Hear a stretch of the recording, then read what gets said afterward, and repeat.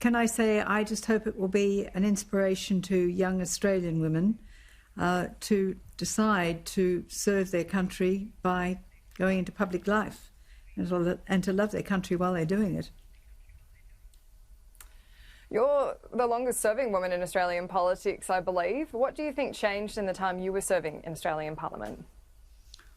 Largely the fact that more women have come in. When I set out to wish to be a Member of Parliament and serve my country when I was 17, there really weren't any women around. And even as I progressed through doing law and having a career in that way and in other endeavours, there still were very, very few women. So when I became the first woman to be elected from New South Wales to the Senate, it really did, I think, show other women that it can be done. And a lot more women did come in, particularly from New South Wales, and that's terrific. And then when I went to the lower house as the first woman from New South Wales to go into the House of Representatives from the Liberal Party, again, it showed you can do it. So I like to think that the thing that has changed most is that more and more women are participating.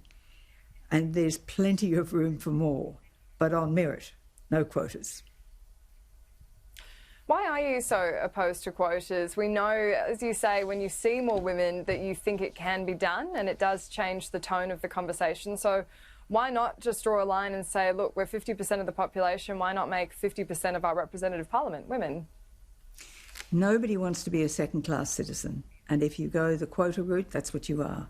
No woman wants to have it said to her, you're only here because we had to fill a quota. So if it's a bit tougher and a bit more difficult, then put all your energy into overcoming whatever the difficulty is and don't waste it on having a whinge. What did the sexism look like when you were coming into Parliament? What were people saying about women serving?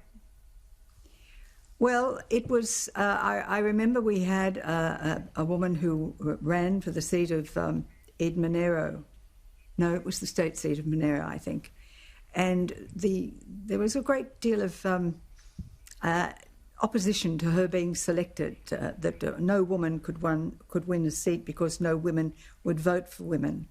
And yet when I looked around at who was saying that women won't vote for women, it was usually blokes who were saying it. So it was just a matter of perseverance and not giving up.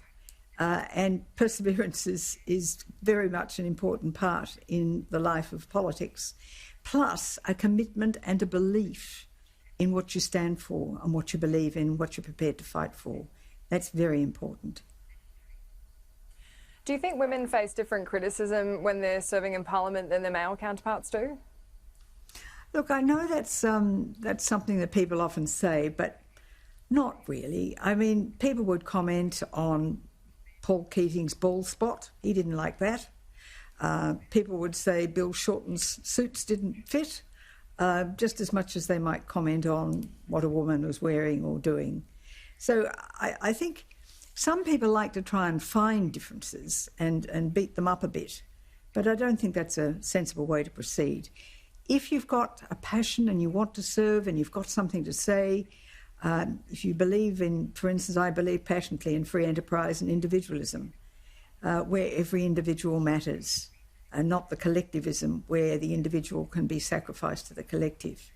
To me, the freedom of opportunity and the right and equality of having opportunity is very much what underpins our nation and the way we have prospered. So there's so much more to be done to allow the natural talent of the Australian people to break through. And that's why I've spoken out against socialism, which I see as cruel and brutal. And we're seeing it with regard to President Xi, with regard to China now. I know you've been a long-held critic of socialism, but there is a distinction between socialism and social programs. That's what Australia is known for. Having public health care is a social program, having public education is one too. Doesn't that veer into being socialism? Absolutely not. Absolutely not. having education for people and let people use their talents and learn and grow, that is very much part of individualism. Socialism is a system where the individual is not recognised as being important. It's all the service of those who are in charge of the state. And it is cruel and relentless. I mean, just think about it, whether it's Stalin's communism or Hitler's National Socialism or whether it's Mao Zedong's Marxist-Leninism. Understand that in the Great Leap Forward in 1959, Mao starved to death 43 million Chinese people. And that wasn't known for decades. And we probably won't know how many people have died from the coronavirus for decades either. So it's very important to have freedom of speech, freedom of expression, for individuals to be allowed to use their talents, for government not to place too much regulation in the way of seeing prosperity for the whole country that comes from the private sector operating. 80% of the economy in Australia is the private sector, and it pays for all the things that we want that are important. And my definition for you of free enterprise is the role of government is to do those things which the private sector cannot or will not do, and to provide for those who cannot provide for themselves. If I could just return to our earlier discussion about just women in politics, I'm curious to get your thoughts on especially young women in politics. When they have children, that's often the time that they end up giving up because it's too much to handle coming to Canberra, going home to young children. We saw Kelly O'Dwyer resign for that reason. A number of other really prominent women in politics have dropped out. You are a mother yourself. Do you think that it is possible to balance both? Yes, I do. Yes, I do. And it's tough on fathers too. They miss their kids as well. And it is hard on families. And I guess it would be true to say, I think if you look at the figures, that perhaps the divorce rate is higher in politics than it might be in other professions or occupations. So there are stresses, and you do have to learn to balance them. But it is possible, yes. I mean, my family is very, very important to me. And beyond being a longest-serving woman in Australian politics, you're also a very prominent parliamentarian yourself. What is the thing you're most proud of from your career? Well, I think it is, Annalise, the fact that more women have come forward and are prepared to offer themselves to serve their country and to see that it can be done, that they can do it, and that they won't simply be given a marginal seat anymore. They can have a so-called safe seat. There was a practice very early where women would be given marginal seats where perhaps the blokes thought they couldn't win. That was certainly true of many women who came in from Queensland in 1996, and they made fantastic members of Parliament because they worked hard, they worked for their electorates, they came in with strong and firm views. So the fact that there are women who are now placed in more safe seats as well, that's important. Do you think you faced any kind of criticism that a male in your position wouldn't have? Look, I've never looked at it that way, Annalise.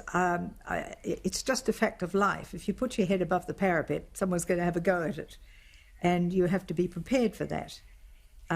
It's a very robust calling, but serving your country is always going to be rigorous and call upon you to find strength within yourself. So people may say that, people may not say that, but I've never chosen to view it that way. Well, Bronwyn Bishop, congratulations on your honour today, and it's an honour for us to have you here at Sky News. It's a great pleasure to be a Sky News contributor and to still be able to participate in the political debate and express ideas. And I think this channel is to be congratulated because you hear such a diversity of views here, and that's important to the national debate.